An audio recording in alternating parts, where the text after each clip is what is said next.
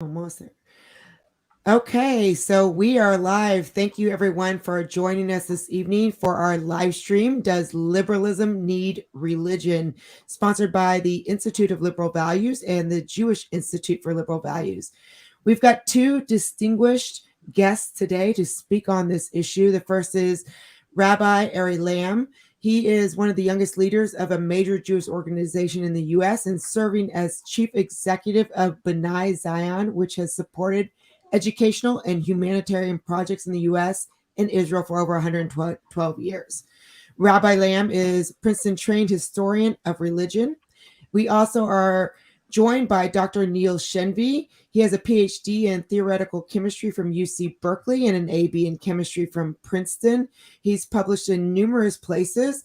He homeschools his 4 children through classical conversations and can be found on Twitter at Neil Shenvi. His writing on critical theory from a Christian worldview perspective can also be found at shenviapologetics.com. And be aware that he has got a book that is coming out. It's called Why Believe? A Reasoned Approach to Christianity that you can now pre-order on Amazon. That will be available in June. And with no further ado, I'm going to pass the mic to my co-moderator, David Bernstein, who is the co-founder of the Institute of Liberal Values and the founder of the Jewish Institute of Liberal Values. And I will be helping to moderate. My name is Jennifer Richmond. I am the host of the Hold My Drink podcast and also co-founder of the Institute of Liberal Values and community coordinator for the Moral Courage Project. So with no further ado, David, take it away. All right, thanks. I've been very much looking forward to this. I've had individual podcasts with both of you, and I always thought it would be fascinating to bring the two of you on to discuss this topic because I know you both have some very compelling and well thought out views on the relationship between religion and liberalism in society. So before we get into that, I wanted to ask you both, how do you regard this current ideological moment? And with that, I'll start with you, Neil. Sure. I think in one word, it's polarized, right? I think we're seeing a lot of polarization, in our country. People are siloing, getting into echo chambers in social media, even in their personal lives. And on the one hand, on the right, you do have a lot of skepticism towards institutions, towards authority. I think it's clear that people are not trusting the institutions like they used to. And then on the left, of course, I think we're here to talk about mainly how critical social justice has really become the dominant ideology on the American left. Not just the far left, but I'd say mainstream progressive thought has really embraced this way of thinking. So and I think both sides are having problems, but I think we agree that what seems to be popping up that's new is this critical social justice lens. How about you, Ari? How do you see this current ideological moment? So I realize this may be ironic for a Jewish thinker, but I actually think that one of the most helpful ways to view the current moment is through the lens of early Christian heresiology, which is the sort of the study of various heresies. The two great heresies that the church confronts in its early days are Gnosticism on the one hand and Manichaeism on the other. Gnosticism is the search for sublime knowledge, that will provide you with the perfect way to explain everything that's going on in your life. It's sort of like the one narrative that you can use and that will ultimately elevate you to a higher plane of existence and help you escape sort of the dross of this world. And on the other hand, Manichaeism is sort of this cataclysmic ideology that sort of sees light pitted against darkness and sees the world in very binary terms. I think on the right, you can kind of see the rise of sort of Gnostic theologies, whether it's QAnon or anti-vax or trutherism or whatever it is. You see people straining to provide coherence to a world that seems otherwise unsatisfactory. And on the other side, you sort of see the excesses of wokeness, in whether it's in the academy or kind of in elite progressive spaces, and it tends to be increasingly Manichaean. It likes to see the world in terms of the side of light versus the side of darkness. And I think the challenge that we have now is precisely the challenge that whether it's the early Christians or early Jews faced, which was to steer a path between those two things. So, to what degree do you believe that this current ferment has to do with the role of religion? Some would say the declining role of religion in society. To what degree do these two phenomena coincide? Start with you, Neil. I think it's tempting to say if only we had a more prominent role for religion in the public square, if only people were in churches, in synagogues, in mosques, and had a sort of transcendent source of meaning and purpose in their lives, they wouldn't be susceptible to the excesses of wokeness and even to some extent to the excesses of QAnon, conspiracy theories, things like that, because they'd have a larger, something that gives them meaning beyond politics. I'd like to say that, but I think it's not true. And here's my counter evidence. Because we see wokeness encroaching on conservative Christian, Muslim, and Jewish denominations and organizations, right? I think we've all seen that. It's not preventative. Being embedded, deeply committed in a faith community does not keep you from being sucked in to the sort of cult of social justice. So I think there's probably some connection. I think that certainly both these meta-narratives, whether it's, say, at the extreme end of the far right, the alt-right white nationalism, gives you a meta-narrative. It gives you a purpose to your life. That's true. And on the other end, the far left, Antifa and critical social justice, gives you a meta-narrative and meaning. And yet it's more than that, because we see this capture of denominations and institutions by both movements of people who've already committed to a different story. So I'd say it's not merely about the decline of religion in the public square. So Ari, what do you think? I can give you my perspective from sort of within the Orthodox Jewish community, and I think it's instructive. One thing I can tell you, at least about sort of the Orthodox Jewish community, is actually it's not as susceptible to wokeness, I think, as you might think, or as you might guess. You certainly have elements that sort of tend in that direction, but they tend to be sort of on the, for lack of a better term, kind of more progressive end of the community. The further on the opposite end of the spectrum that you get, not only the less likely are you to see it, I don't think you see it at all. On the other hand, and by the same token, what's fascinating is that during the most recent presidential election, I think when kind of QAnon fervor was at its absolute height, you certainly saw a lot of what I would describe as kind of like irrational Trumpism in the Orthodox community. There's a rational Trumpism, whether you agree with it or not, but you kind of saw some really sort of base stuff. But what you didn't see, and I thought was fascinating, was as much as you saw, radicalism and conspiracy theories, you didn't see QAnon, which I thought was fascinating. And my kind of back of the napkin math on that would be that to the extent that the Orthodox Jewish community actually provides, and this is, I think, its strongest recommending virtue, it provides an exceptionally robust communal life. So as much as you saw, I don't think, any less craziness in the Orthodox Jewish community than you saw in other religious or other non-religious sub-communities, you certainly saw your fair share of craziness. You didn't see replacements for community. And I think that's instructive in terms of figuring out what the antidote might be. I agree with Neil. It's not sufficient to simply provide an alternative meta-narrative, but I suspect that part of the solution might be to provide actual real-life communities that are built on those other meta-narratives. That's quite a bit more difficult, but it's also something doable. Neil, do you want to respond to that in any way? Well, I'm glad to hear, actually, that wokeness is not making inroads in the Orthodox community. I think, I'm not an Orthodox Jew. I know David's concerned about the inroads that critical socialism has made in Judaism as a whole. Sure. But I think it's that last insight's a good one, that people also need not just a story. So meta-narrative, for people that are familiar with the term, is an overarching story that frames all of reality. So the lens through which you interpret everything. And, religions provide that kind of big story into which you put your little story. But also, there's a need for community, more than just a story, but a community to go with the story. That's interesting. Yeah, it's a good insight that a lot of these movements, whether it's QAnon or radical wokeness or even Antifa, have communities that are built in to that experience. So, Ari, I'll ask you this. I've heard you wax eloquent on the relationship between liberalism and religion and why you think religion is so key to the liberal idea. Can you talk a little bit about that, how it fits into the American story? Sure. I think one of the dismissals that you hear from illiberal thinkers or post-liberal thinkers or what have you is that liberalism is just proceduralism. And I think there's something to that critique. I actually think that's correct.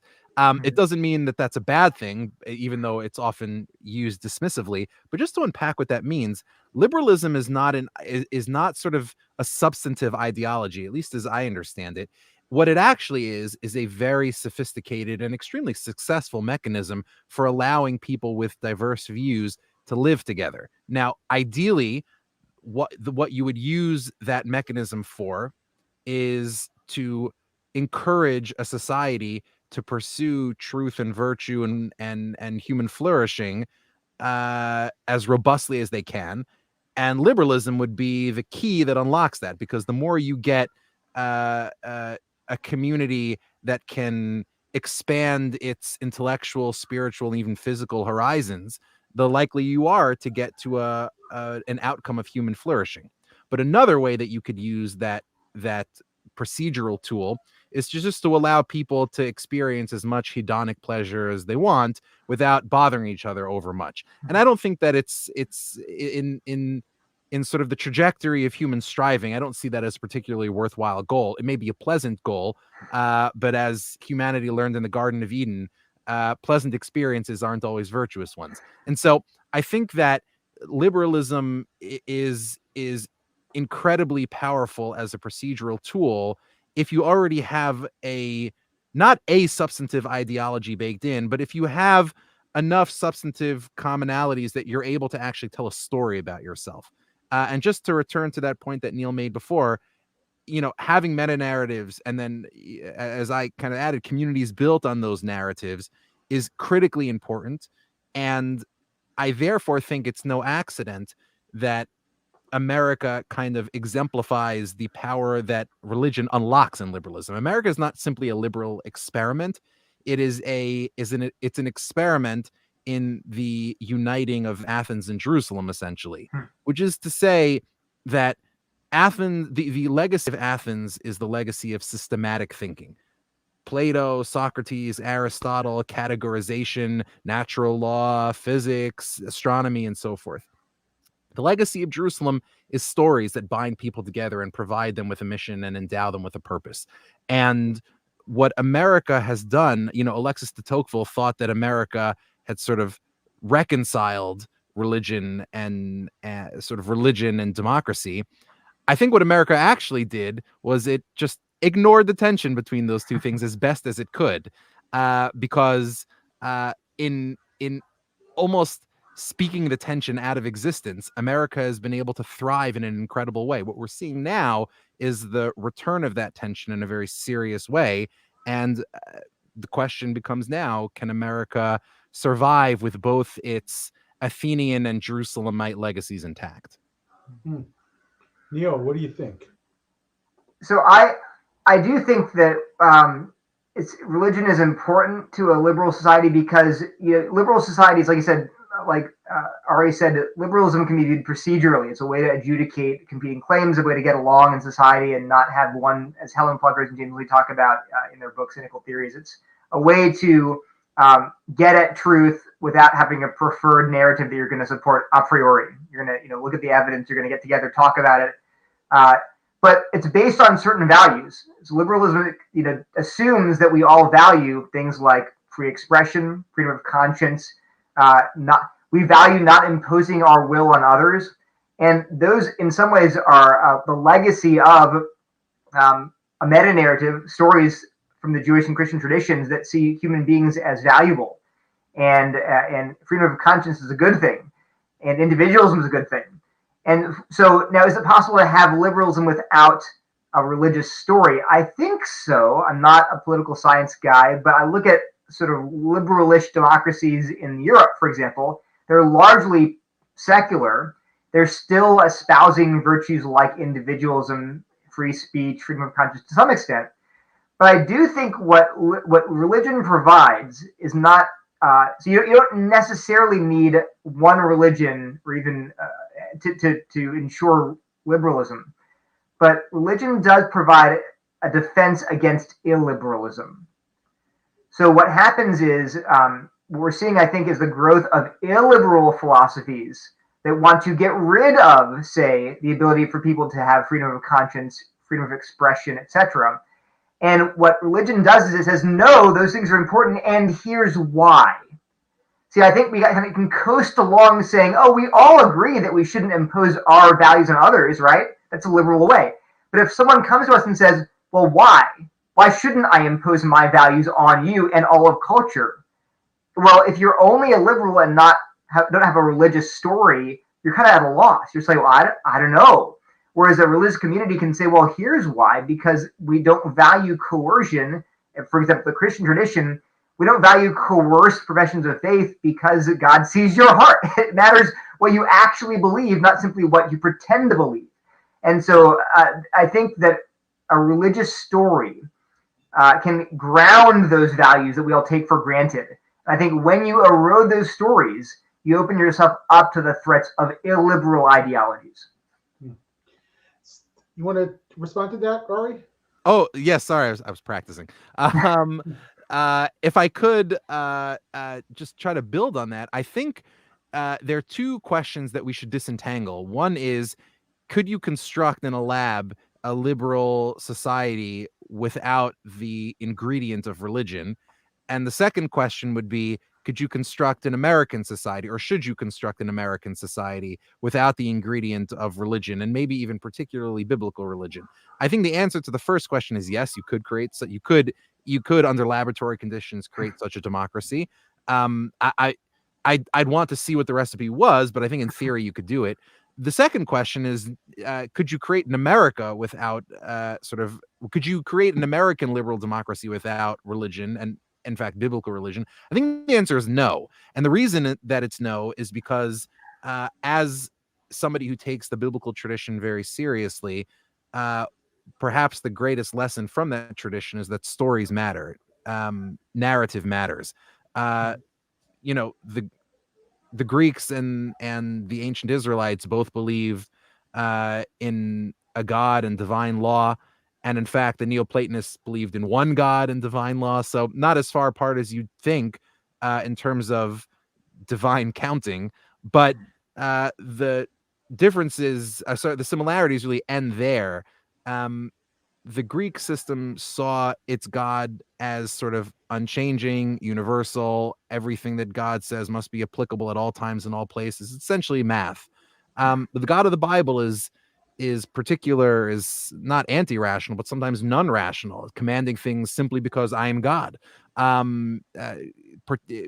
God commands people to do things in different places at different times, and takes particular interest in this nation's story and then in that nation's story, and thinks that people have different missions and purposes. So, for the Bible, there are lots of different nations, and each of them has a mission.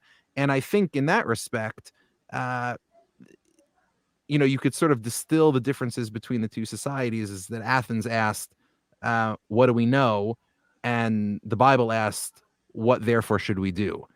And as a consequence, I think it actually matters where you come from. In fact, the great lesson of the Bible is that your story, your particular history is binding upon you. The reason that the Israelites have a particular responsibility to abhor slavery and cherish freedom, the reason they have a particular responsibility to welcome the stranger and provide rest to laborers is because of a particular event they happen to have experienced in their history, namely Egyptian slavery. So, if you're from India, you probably, from a biblical standpoint, or at least within kind of the biblical framework, you probably have a responsibility to value and cherish the traditions of the Mahabharata and the Ramayana. If you're French, Voltaire should mean something to you. If you're English, Shakespeare should mean something to you. If you're American, just by virtue of how this country was founded and the principles upon which it proceeded, both sort of like the white majority founders and also the black church, eventually Latino immigrants. These are all communities that took the Bible extremely seriously and took the particular biblical story of America very seriously. David Brooks has said that America is an Exodus nation. I think there's a lot of truth to that. So to construct or to hypothesize an American liberalism without its religious stories, whether or not any particular subject is religious, I think it's hard to imagine, because it'd be like trying to synthesize a drug in a lab. Like, you could do it, but if you're talking about what's in the real world, you got to deal with the elements in front of you. So one school of thought that I've heard is that Christianity and Judaism both were sort of calibrated to the growth of Western democracy. They've been part of the whole democratic experiment from the very beginning. In fact, these societies were arguably built upon democracy and liberalism. And so Judaism and Christianity, and therefore Judaism and Christianity know how to live with democracy. They know how to live with those contradictions, and they're used to it. Most institutions have sort of made peace with their own limitations in societies that practice democracy. Whereas sort of these newer dogmas, and you could argue wokeism is one of them, doesn't really have a tradition of living within the democracy. It doesn't have a tradition at all. It's new. It's asserting itself, and it's asserting itself in a way that tries to supersede democratic norms. What do you think about that? You want to start with? I'll start with Neil. Well, I think the big, we probably have talked about what wokeness is, what critical social justice is in earlier talks. I know David and I have talked about this, but basically, if you really want to simplify it, critical social justice really sees the main lens through which they see reality is power. And that's how they view everything. Every relationship, every system, every institution. It's all about who has power, who has the control of the discourse, who's making the rules, and who's abusing the rules in the system in order to gain more power and to justify their oppressiveness. What I would say is that is inherently an illiberal. Well, first of all, it is a meta narrative. It's a story about how reality looks, right? It's a story about what's really going on in reality and how to understand everything. And then it seeks, almost by definition, to question liberal values. You see this in critical race theory explicitly. They challenge liberalism as a mechanism for oppression. And obviously what we're seeing today has drawn a lot from critical race theory in particular. But the bottom line is that I think that it's not merely that it's new and therefore hasn't come to terms with having its power being limited. It's not the only thing. There are lots of new religions and new movements that can sort of somehow find a way to fit into a liberal democracy. But critical social justice in its DNA questions liberalism, questions whether these so-called liberal values are actually concealing oppression. And so it's very hard for me to foresee a way in which we can embrace critical social justice, which questions liberalism while embracing liberalism. It's almost like oil and water. Right. It's what Wesley Yang calls it a successor ideology. It's a successor to the liberal operating system with a different operating system. Ari, did you want to comment on that as well? Sure. What wokeness, I think, helpfully introduces into the societal discussion is it just points out a particular element of American identity, and in fact of the American founding, that needs to be accounted for in a holistic and healthy political philosophy.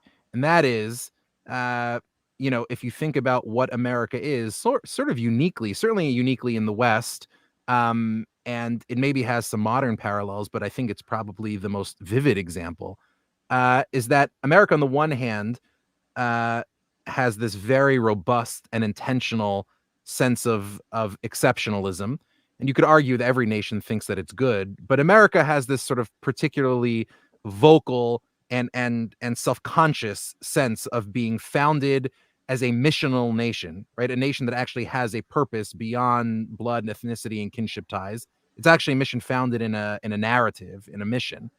And at the same time, it's maybe not uniquely a sinful nation, but it's certainly quite a sinful nation from a very early period, and it perpetuated its sins for quite a long time. And so what American political philosophy and political theology, as I would probably call it, what it's been missing is a robust reckoning with its sinfulness. And what wokeism does, in a very ham-fisted and and and in many ways just extremely ridiculous way, is highlight those sins.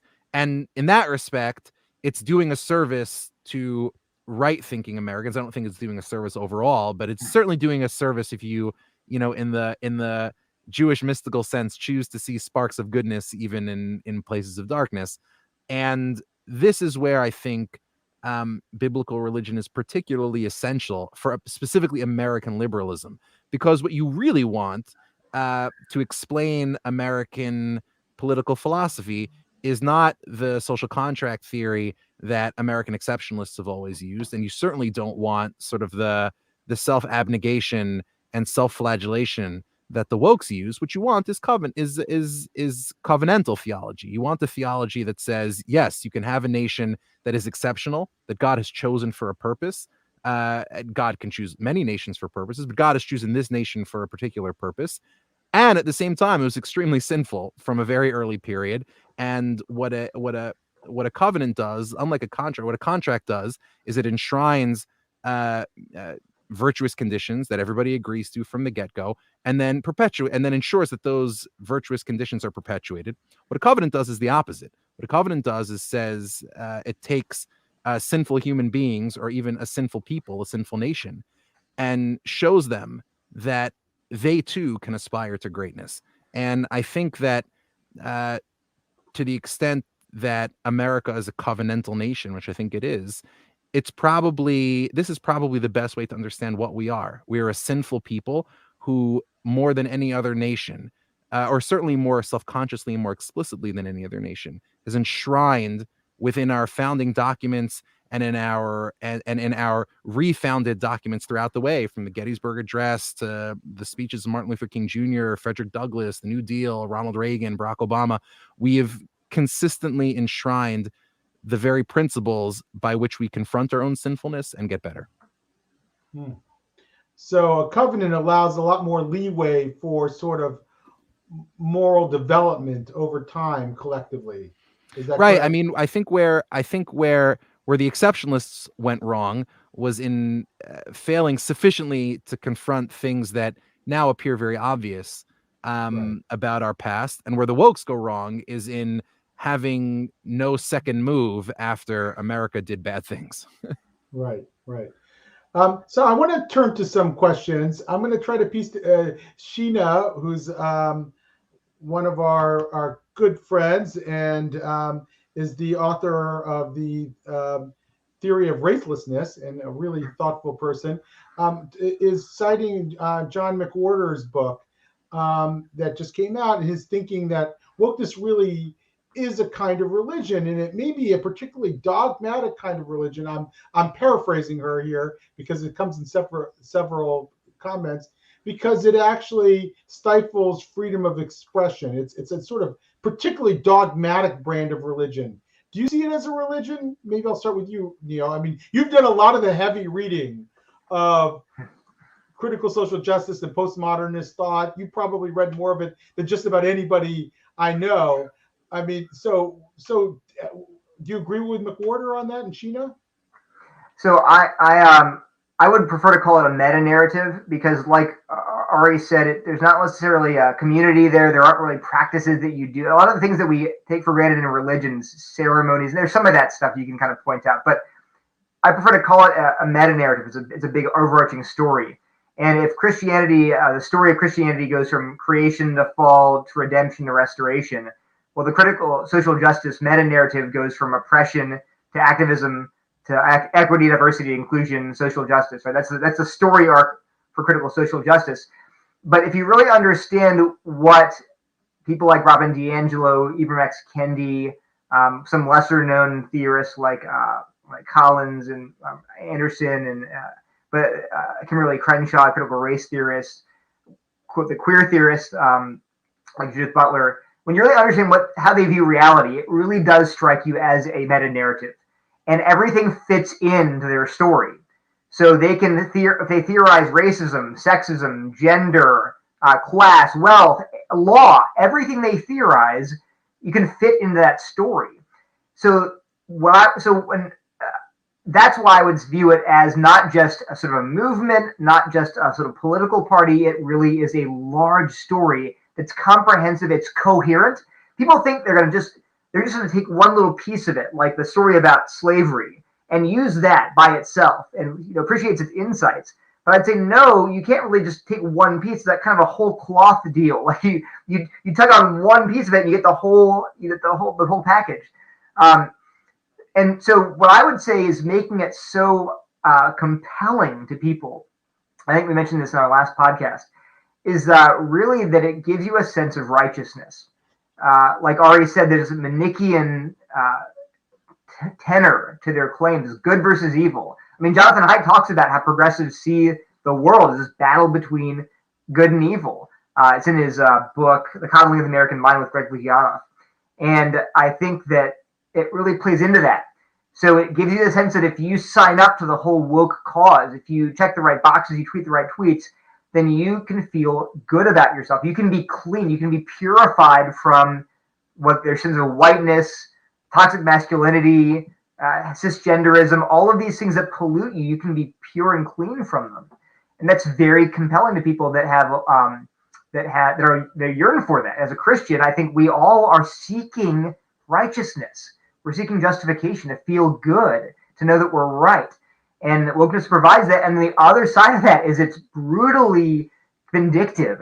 If you transgress their standards of wokeness, you will get canceled. There's no forgiveness or grace. It's all performance-based. So I think that makes for a very potent cocktail of that sucks people into it. It's very hard to talk people out of that because they feel, on the one hand, affirmed as being good, and they're terrified lest they be considered unclean. So I'll keep you up here, Neil. I want to follow it up. I think a lot about this, the idea of systemic racism, and it's sort of core to one of the observations made by woke ideology. Now, I don't discount the fact that there certainly has been systemic racism in American history, and I think there are arguably still systemic racism today in particular institutions. But it's what I hear, the charge of systemic racism, it's often made in a way that's completely unfalsifiable. It asserts it, and it doesn't really make the case for why it exists. It's in the air that we breathe. And I'm wondering to what degree you see that as a sort of pseudo-religious claim in a way, and to what degree do you believe that it is something that that can be defended? And what is your position on systemic racism while we have you up there? So the way that it's often expressed at a popular level is almost this mystic, insidious, poison gas. People actually they make an analogy to a noxious gas. It's all around us. You can't see it. You can only sort of infer its existence. But if you look at actually an article called "Does Systemic Racism Exist?" where I look at 3 different very well-known scholars' definitions of systemic racism, and then 3 popular expressions of systemic racism by like the ACLU vice president and in Vox magazine, so, popular level definitions. What you find in all of them, they define systemic racism as systems which perpetuate racial disparities. That's how they define the term. The problem is there are lots of just systems which perpetuate all kinds of disparities. For example, if I steal your car and you grew up poor, well, that poverty was perpetuated by capitalism. But what caused your poverty? Not capitalism. My theft did. So the problem with that definition is that it's way too broad because it includes all kinds of good and even normal and just systems, whether it's marriage or private property, that all perpetuate through no fault of their own. They perpetuate inequalities, and therefore they're termed systemic racism oftentimes they're pointing out, what the theorists are pointing out, are real legacies. So you can point out things like the legacy of redlining in the inner city produced urban poverty. I believe that, and yet the problem is not to be found in tearing down the capitalism or defunding the police entirely. The problem is found in looking at, well, there's this legacy, how can we fix it? They tend to be it's a very blunt instrument to look at all these things that require a very multifactorial analysis. There are a lot of causes in play, and we can't just take this hammer to the system and burn it all down. Ari, do you have any thoughts on systemic racism? I want to go back to a question from earlier because I think it sheds light on that question, which is wokeness a religion? I think the problem with that question is usually that when people say wokeness is a religion, they typically mean it as an insult. In other words, wokeness is some form of irrationalism, right? It would be like saying that something is older than sliced bread. Like sliced bread, it's not a way of accurately conveying something's age. It's a way of saying something's very old. As a very deeply religious person myself, and I often say on my podcast, Good Faith Effort, you should all listen to it, that I'm a very proud religious fanatic. I think you need to earn being a religion, and I certainly don't think wokeness has earned that. But I think you can kind of see the relative poverty of a mere ideology like wokeness in its current manifestation relative to a religion in just the vocabulary that it uses. And systemic racism is a good example. I actually think systemic racism describes something very real, which is, as Neil was saying before, when you have, you can have a society, the very assumptions of which, or the very mores of which don't shake out in such a way that particular individuals are guilty of explicit racial animus, but in which sort of a general feeling of or a general outcome of oppression instantiates. Now, it's very easy to take this to sort of like illogical extremes, as Neil just pointed out, but it's also very easy to imagine a very horrible dystopian scenario in which this actually plays out in real life that we would all recognize as horribly racist. So, you could imagine somebody living under Jim Crow who doesn't have any particular ill feelings or ill will towards black people, but just participates in the system. I mean, in that case, what would we call such a person? Are they racist? Maybe not. But they're certainly participating in something quite terrible.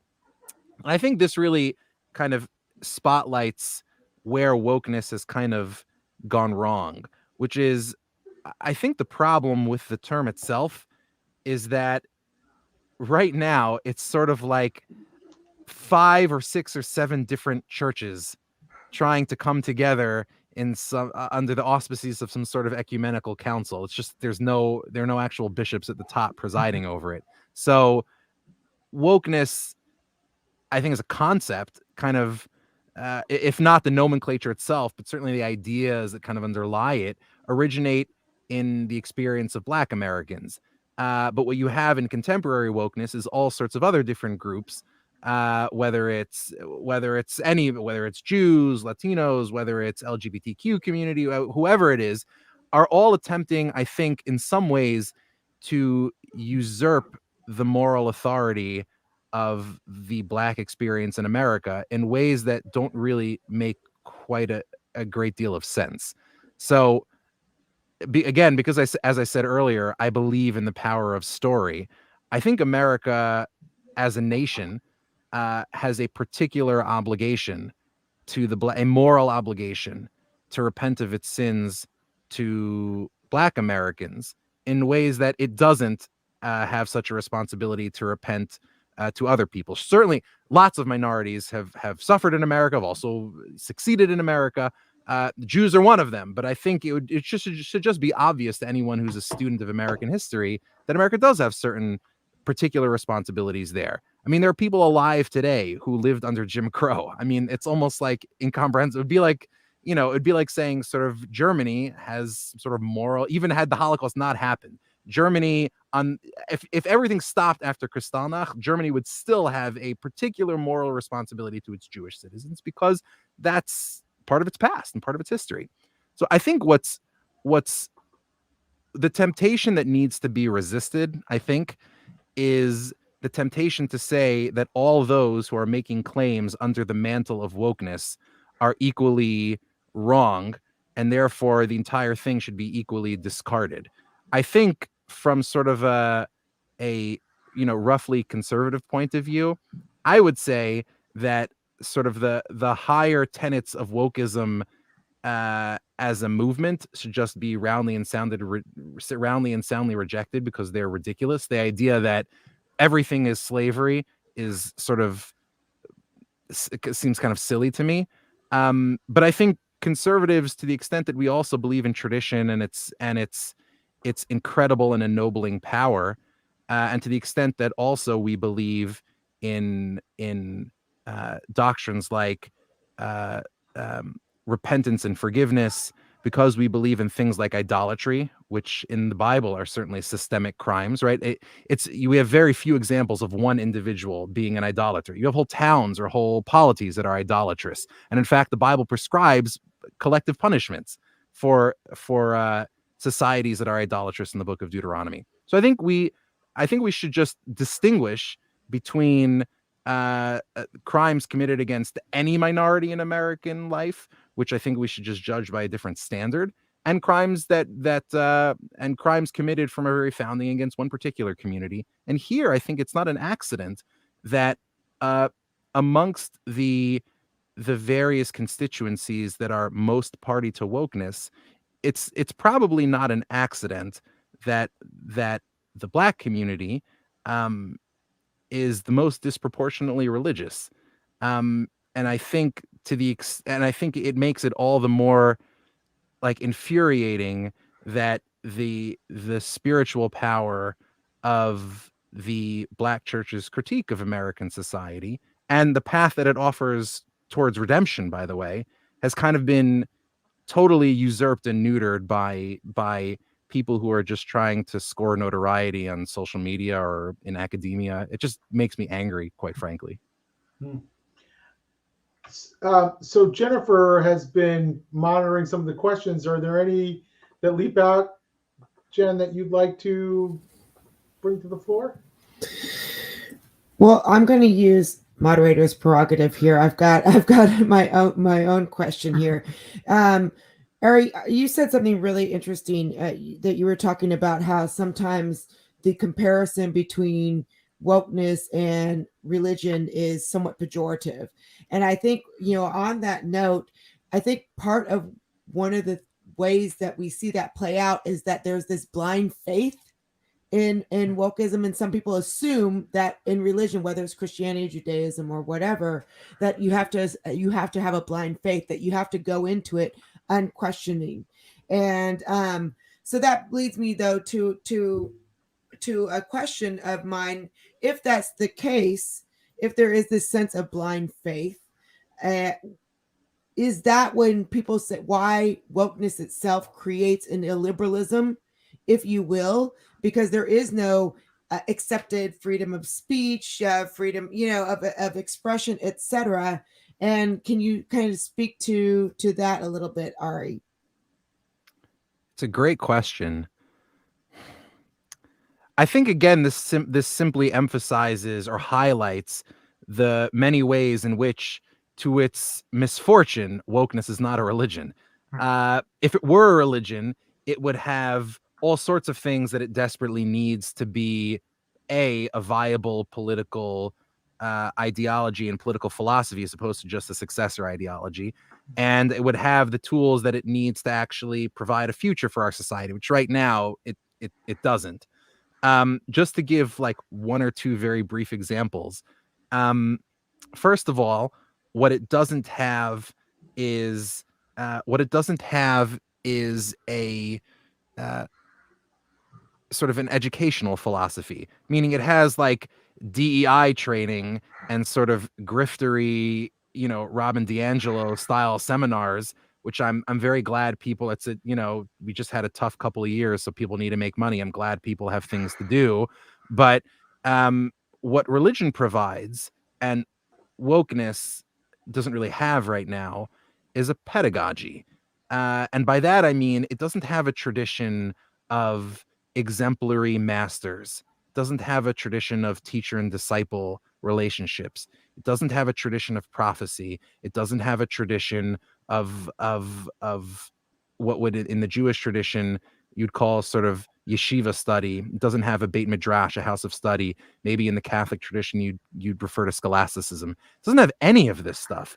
It just has grifters at fancy prep schools. So in this respect, I think when what you're noticing as kind of blind faith and lack of questioning, I think is just a reflection of the fact that wokeness doesn't yet have heroes. It just has outrage and anger.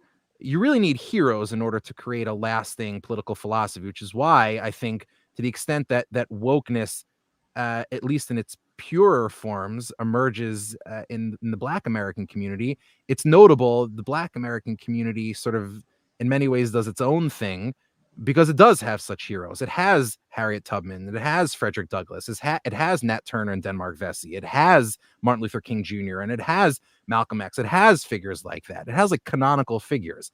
And the second example that I'd give that I think will illustrate some of the points that Neil was making earlier is that one of the other weaknesses of wokeness is in its poverty of lexicon and vocabulary. So, like, systemic racism as a term, whether or not it describes something real and whether or not we should be as outraged about it as we should be about like personal explicit racism, I just object to the term because it's boring, banal, it's anodyne, it's scientific, it's a typical product of the procedural academy. It doesn't have any moral force behind it.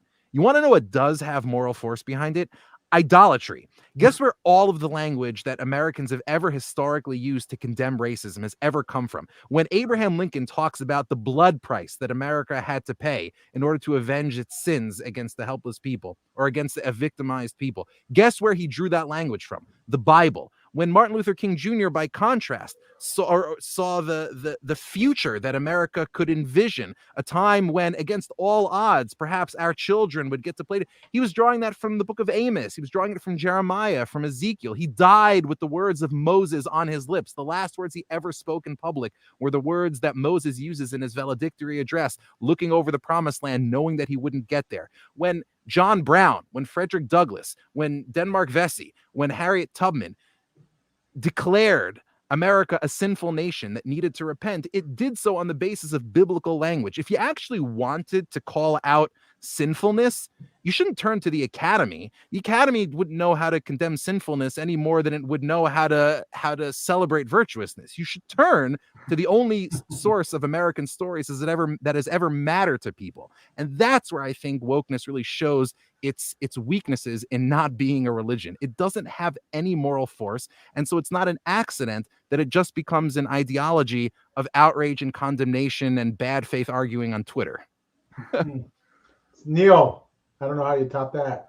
Well, I actually would question whether or not the idea that wokeness doesn't have a pedagogy. There is such a thing as critical pedagogy, which has been around for about 40 or 50 years through people like Paulo Freire.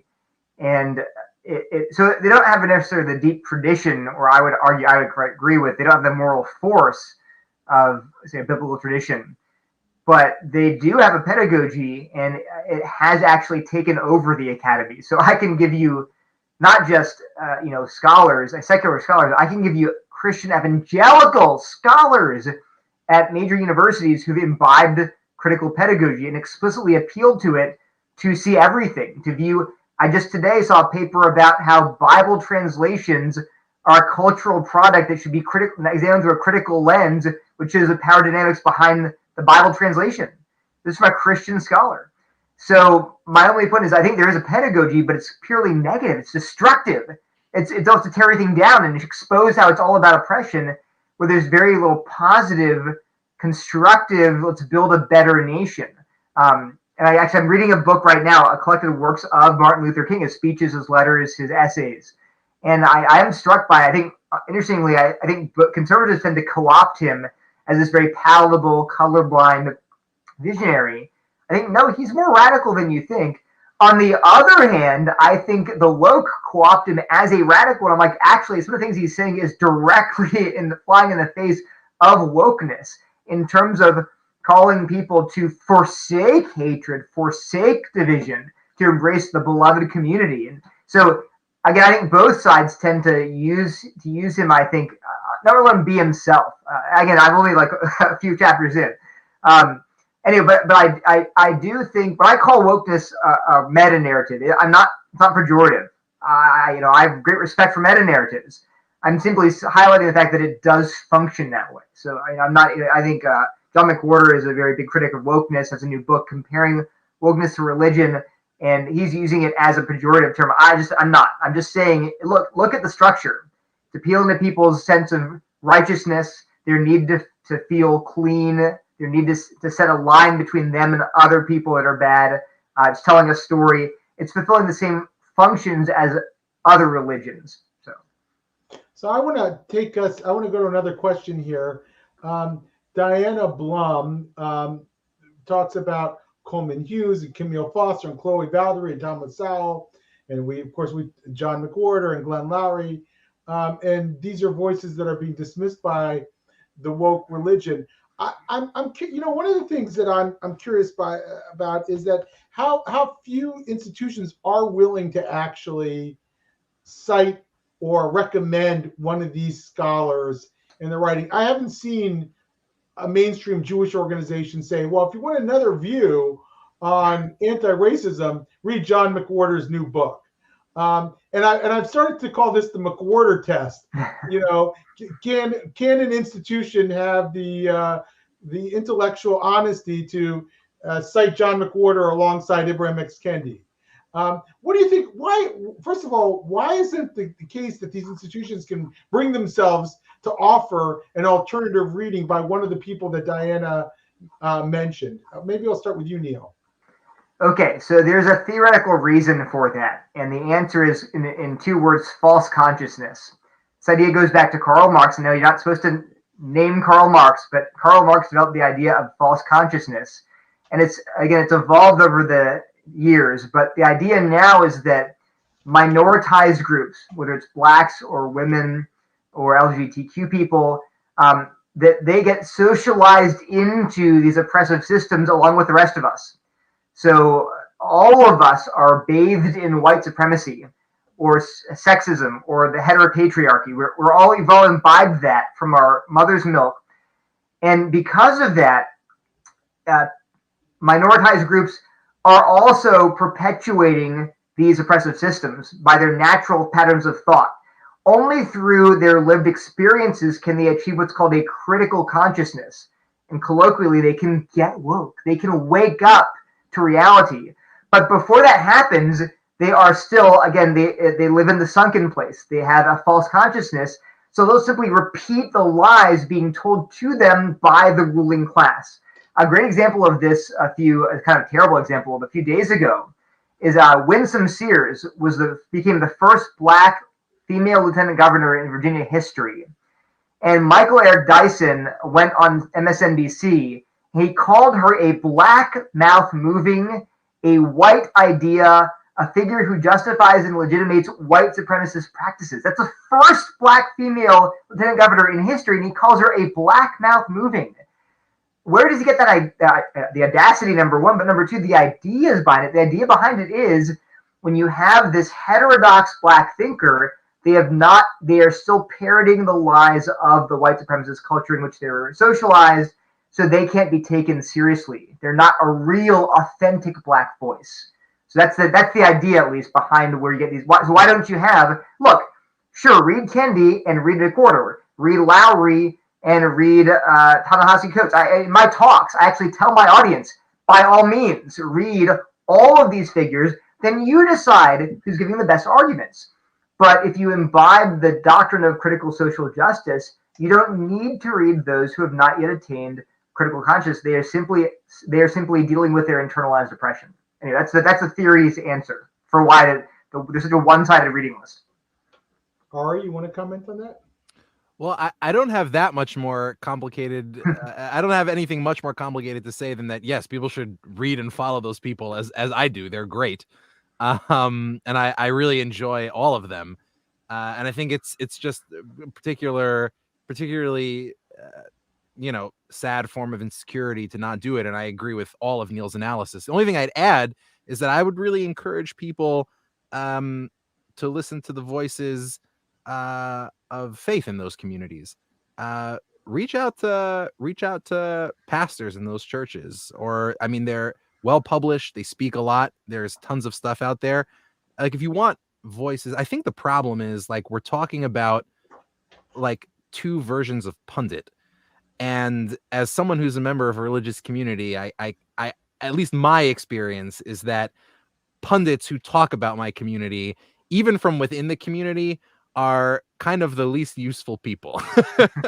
Like, if you want to know what's actually going on in a community, speak to the people who are responsible for leadership in the community, who are actually running institutions. You find a version of this at the level of national or state or even local politics, where people say, we want people who've built something. There's a reason why, CEOs or people who are, men and women who are businessmen, sometimes get a leg up in politics. It's because there's this sense, I think justified, that if you've built something, if you've led people, there's something worthwhile to learn from you. And so I think if we're talking about people from within any community, whether it's the Black community, the Hispanic community, the Jewish community, or various Asian communities, or what have you, I would encourage people to look to community leaders, not sort of like in the community activist in your Twitter bio form of community leaders, and certainly not people whose job it is to titillate you in print or in online versions of print or on social media. Like, look to people who are responsible for leading a flock, whether it's pastors, ministers, bishops, rabbis, imams, or whatever it is. Like, look to people like that. All right, we're coming close to the end of the hour, so I've got one final question, and it's really the question that we started out with. Does liberalism need religion? And by religion, I mean more of like the traditional religion that we're talking about here, not kind of a woke religion. Do you think that liberalism, to survive, needs some sort of tenets of a formal or a traditional religion? And I will start with you, Neil. Sure. I don't think it needs it to survive. I think, like I said, in European liberal democracies, you still have the vestiges of the sort of post-Judeo-Christian culture that is enough to power them through. And I think, somehow I think people will muddle through and achieve a liberal society, hopefully, even without the grounding needed. The question for me really is, do humans need religion to survive? Because we can have, like Ari said, we can have a liberal society in which just titillates our sensual pleasures and we have a great time and we're spiritually empty. So I think that's, obviously, I'm a Christian. I believe Christianity is true objectively. And that's why without Christianity, without redemption, we're going to spiritually die. And so my and all of these concerns, I've made a quote unquote name for myself. I've become famous or infamous, depending on where you stand, critiquing wokeness and critical social justice. But my concerns always are theological. They are that wokeness as an alternate story is taking people away from the one true story that will ultimately rescue you. And so my main concern isn't, oh my gosh, how can we save liberalism? My main concern is, how can we save people? So that's what I think really it hinges on. Interesting. Thank you. Ari, how about you? That's good. By the way, I apologize for like Mike Francesing this with my diet soda here. Well, as I said earlier, I think American liberalism in particular needs religion, and probably biblical religion. What I would add on top of that is that the premise of a question like this sometimes can be, if liberalism does need religion, aren't we in trouble because religion is dying? And I think my analysis would be actually the opposite, which is that religion is flourishing. You just have to know where to look. So on the one hand, Gallup, found recently that attendance at brick and mortar houses of worship dipped below 50% in the first time in American history since this statistic has been measured since like the early 1900s. At the same time, you could look at lots of other public data. Young people, young millennials and people in Gen Z are much more likely to describe themselves as spiritual or religious or searching after spirituality. And how do you reconcile those two things? Well, the answer I think is pretty clear, which is that one thing that the young people in this generation share with young people in previous generations is they don't trust their elders. Now, in this case, I think it's probably maybe not for good reason. I think children are biblically commanded to honor their parents, but I think they're good societal reasons for it. Sort of the height of kind of 80s and 90s liberalism produced a culture that was hedonic, self-aggrandizing, and I think disdainful of community in a way that wasn't conducive to a sense of mission and purpose. And young people know that. There's a reason why loneliness has risen, and the pandemic has actually reduced it because it's forced people to actually come back together in physical communities. But prior to the pandemic, loneliness was shooting up in the US, in the UK, and other parts in the EU. And what that tells us is that to the extent that man is, as I believe, homo religiosus, a naturally spiritually seeking being, I think we should suspect and predict that we're going to find a resurgence of faith and religion amongst younger people. And you can actually already start to see. I'll just go one really, really quick example because it's personally very meaningful to me. That is, when I grew up listening to music, I guess to date myself, like the late 80s, early 90s, music that I loved, like the biggest music superstars in the world that I loved, all came from the same town in California. I've talked about this on my podcast. They all came from Compton. So it's Snoop Dogg, Dr. Dre, Eazy-E, the whole NWA crew, Ice Cube. And it was great music and I still love it, but it's very sort of individualistic, materialistic. It's not particularly transcendent, even though I think it served an important social purpose. You fast forward 30 years, and today, the biggest music superstars on the planet, who I also love, still come from that same town in California. They still come from Compton. But today, it's Kendrick Lamar, it's Vince Staples. In Chicago, it's Kanye West, it's Chance the Rapper. In Toronto, it's Drake. Outside of hip hop, it's Justin Bieber, Tori Kelly, Carrie Underwood, Selena Gomez. What do they all have in common? They are people of deep, loud, proud faith. They engage with scripture, they go to church, and whether it's the right church or whether they read scripture the right way or whether they're exactly as religious as I am or as I would wish that they were, it's kind of immaterial to me because the trend line is very positive. I mean, these are people who are A-list, who are seeking something, and their followers are seeking it too. You go to sports, you find it's a disproportionately religious league. And it's not just scrubs on the bench who are reading the Bible during halftime. It's Jimmy Butler leading Bible study in the Heat locker room. It's Steph Curry being extremely proud of his faith. LeBron, go down the line. You go into the world of social media influencers, disproportionate number of very faithful people in these spaces. So I think what you're seeing, whether it's perfect or not, what you're seeing is a marginal uptick, if you know where to look, not in brick and mortar houses of worship, but in sort of the new brick and mortar, which is digital. You're finding a revitalization of faith in a way that to me is very exciting, both as a person who values religion and as a person who values the health and future flourishing of American society.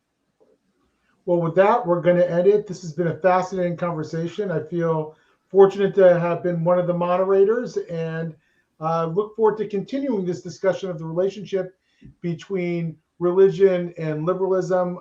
We'll bring perhaps an atheist into the picture down the line and see where that goes. So thank you so much, and take care, everybody.